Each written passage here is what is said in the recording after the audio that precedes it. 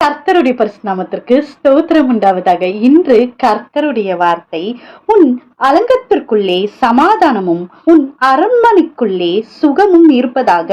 122 சங்கீதம் 7வது வசனம். ஆமீன். கர்த்தர் இந்த நாளையில சொல்லுகிற வார்த்தை என்னன்னா, நம்ம எப்பயுமே நினைக்கிற ஒரு விஷயம் என்னன்னா, சமாதானம் இல்லாம நம்மளால இருக்கவே முடியாது.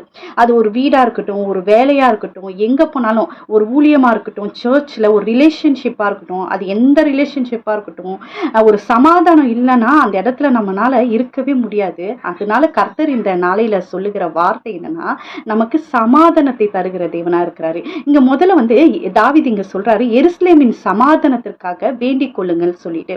நம்ம தான் புதிய ஏற்பாட்டு முறைமையின்படி நம்ம தான் அந்த ஆலயமா இருக்கிறோம். அப்ப நம்மளோட சமாதானத்திற்காக முதல் நம் வேண்டுகிறவர்களா இருக்கணும். வீட்டுல சமாதானம் இல்லையா, வேலையில சமாதானம் இல்லையா, அதற்காக நம்ம விண்ணப்பம் பண்ணுகிறவர்களா இருக்கணும். அப்புறம் அந்த சமாதானத்தை நம்ம பெற்ற உடனே அதை மற்றவங்களுக்கு கொடுக்கிறவர்களாகவும் இருக்கணும். நம்ம முதல்ல ஒரு சமாதானம் நமக்குள்ள ஒரு சமாதானம் இல்லைன்னா எங்க போனாலும் நமக்கு சமாதானம் இருக்காது.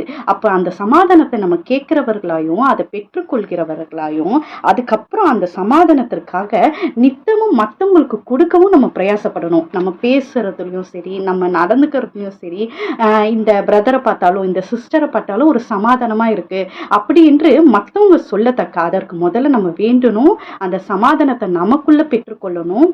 அதை மற்றவங்களுக்கு நம்ம கொடுக்கணும். இப்படிப்பட்ட ஒரு சமாதானத்தை கர்த்தர் இந்த நாளையில உங்களுக்கு கொடுப்பாரு.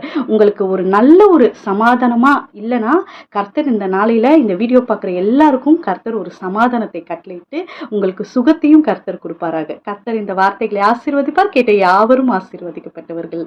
ஆமீன், ஆமீன். ஹல்லேலூயா.